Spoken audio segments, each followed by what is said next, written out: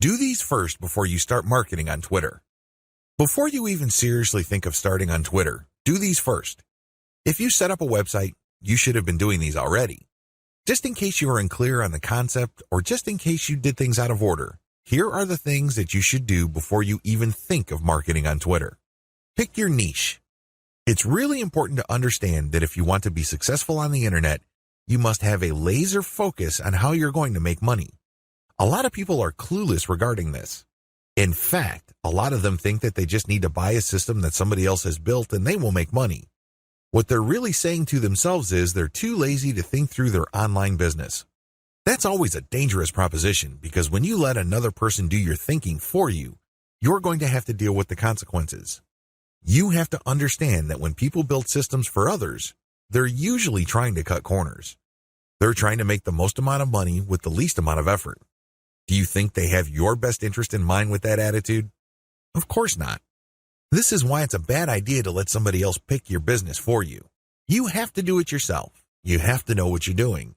You have to know who you're going to be marketing to, what exactly you're going to be pushing, and how you're actually going to be making money on the internet.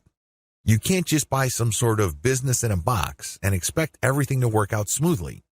That happy ending that you may have been dreaming of may be a very distant and even impossible dream. Why? You just didn't step up. You have to do all of this yourself. The most important is to pick a niche. A niche is a subject matter category or some sort of category for whatever collection of needs you are trying to address. What kind of problems do the products you are promoting or the website you are building address? Pick that niche. Understand how that niche compares with other niches. Understand whether it fits your amount of resources and your expectations. Build a site. You can outsource this. You can create a site that addresses your niche. When you're building a website, you're not just putting up a nice-looking online destination. It must do something. It must convert the traffic that you drive to that site into cold, hard cash. Create a mailing list. Next, you have to create a mailing list. This is crucial. Your mailing list is actually the payload of your website. Sure, you may be putting up affiliate ads on your website. When people click these and they land on the sales or landing page, they may buy something. When they do that, you get a commission. That's nice and everything, but if you really want to make money over the long term, create a mailing list. Why? Whatever credibility, respect, or trust you create with your website, you maintain with your mailing list.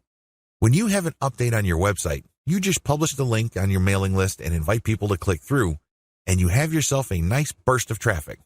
I've got some bad news to share with you. The vast majority of people who visit your website will never come back again. That's the harsh reality. When you have a mailing list, you get to retain some of that traffic. You only need to set an update, and you get a nice little surge of traffic because people saw your email and clicked on your link. This enables you to retain some of the value of the hard work and time you put into branding and promoting your website. To create a mailing list, you have to offer a premium. It's some sort of freebie. It's some sort of incentive for people to join your mailing list. Of course, you make this case on your squeeze page. You advertise the value of the freebie you're giving on a page called a squeeze page.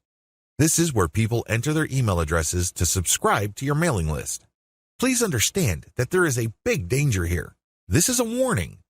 Don't go overboard in promoting the freebie because if you do that, people will sign up for the free booklet, the free course, or the free book. They couldn't care less about the updates your mailing list will send them. In fact, if you push the freebie too hard, they might even think that the updates you send are some form of spam because you caught them by surprise. Do you see how this works? There has to be a healthy balance between getting people pumped up to join your mailing list because they're getting something for doing it, but also letting them know that they are getting a better value by being on your list just because you will be sending them information that would enable them to solve all sorts of problems in their lives that are related to your niche. Do you see how this works? Do you see the balance? Create an ebook or report or some sort of high-value giveaway. When you create a mailing list, there has to be some sort of incentive for people to sign up to your list. I wish it were as easy as saying that your website is so awesome that your visitors owe it to themselves to sign up to your list. I'm telling you that if this is your strategy, you're probably going to get very few list members. Why? People need a push. They may be impressed by your website, they may like what you're doing, but this may not be enough to get them off the fence. To many people, entering an email address into a field is a lot of effort. You have to give them some sort of valuable incentive for them to sign up for your list. Generally, I would use some of my popular blog posts, or I would come up with a distilled version or a cheat sheet version. Usually this works.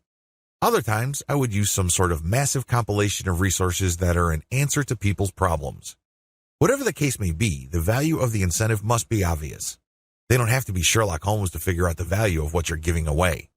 Again, to reiterate, the value must not be so big and steal so much of the spotlight that people forget that they're signing up for a mailing list. It must share equal billing with the list. You have to promote the freebie in such a way that it is still clear to the person registering to your mailing list that they are signing up for a mailing list. Find top-notch content in your niche. Once you've set up a website and a mailing list, the next step on your journey to marketing your website and mailing list on Twitter is content.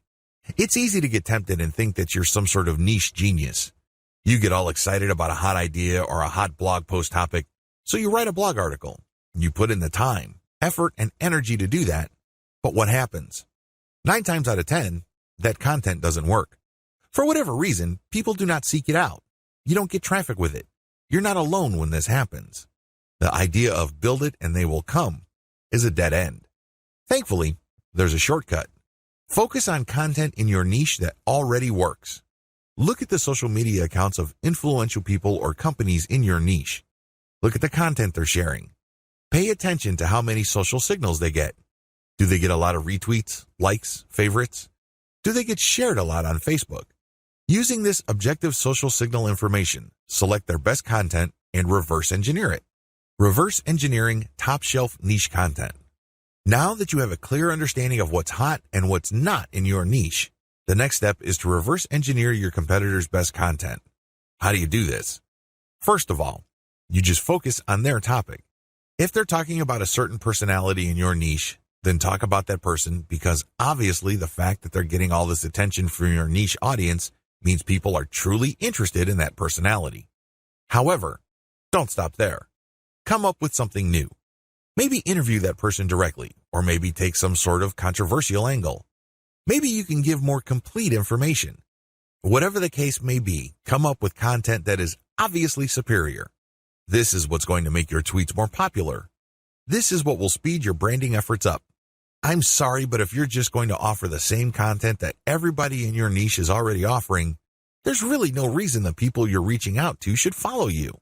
Think about it. If they think that you're giving them the same stuff as other sites, why go to you? They can easily have gone to those other sites. Draw their attention based on familiar themes. Keep their attention by doing something a bit different. It doesn't have to be much. You don't have to be a hero. You don't have to go overboard. But it has to be different enough.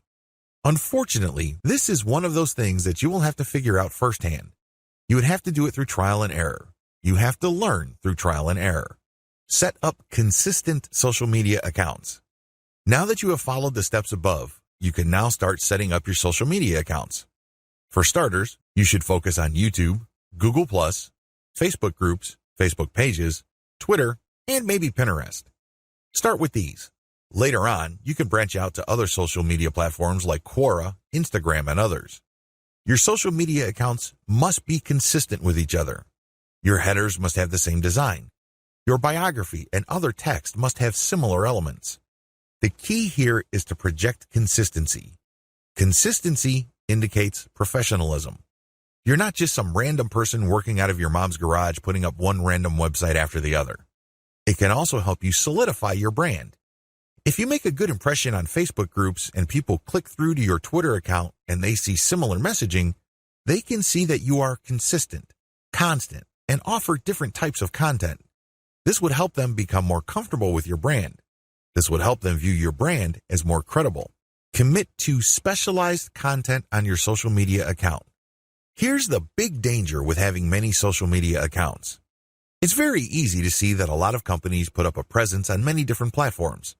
That's great and everything because you have many ways of getting new traffic. The problem is they post the same content across the board. This is a problem.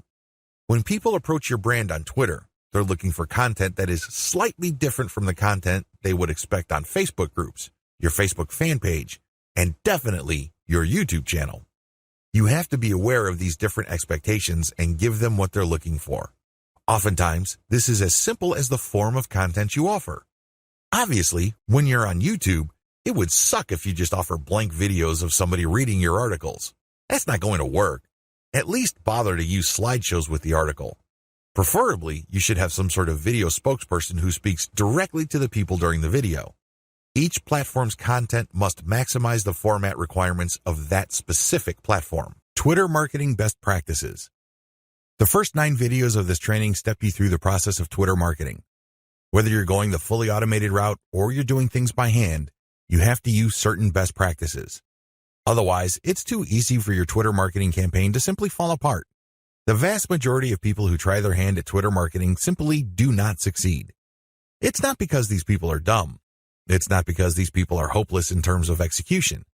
They just did not have a plan. They also did not follow certain best practices that would have increased their chances of success. Here are just some best practices that I've learned marketing successfully on Twitter for several years. Element by element optimization. When you're optimizing content on Twitter, it's a good idea to focus on one element at a time. What is an element? Well, it's just part of a tweet. It could be the question. It could be the link. It could be the hashtag. When you're optimizing for the highest amount of engagement and click-through, you have to change your tweet section by section. You can't just change them dramatically overnight because even if you do get some sort of improvement, you don't know which part accounts for that improvement. You're completely in the dark. On the other hand, if you optimize element by element, you can clearly identify which part you changed and reasonably conclude that this accounts for the improvement.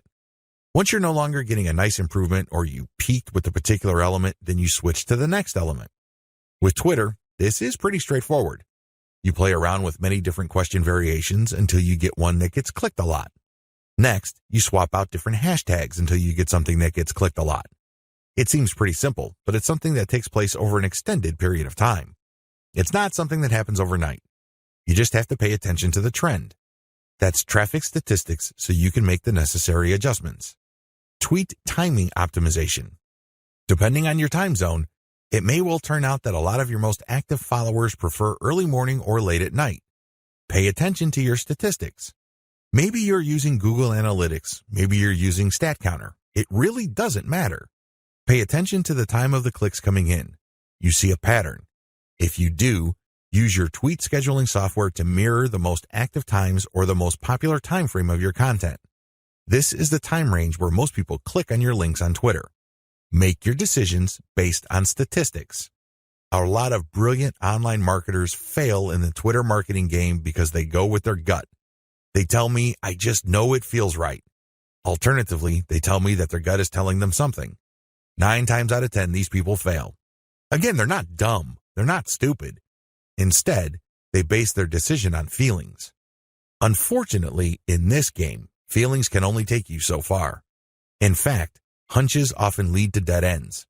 If you're going to be making a decision involving your content, your conversion pages, your mailing list, or whatnot, pay attention to statistics. Make sure you can justify whatever changes you make with hard numbers.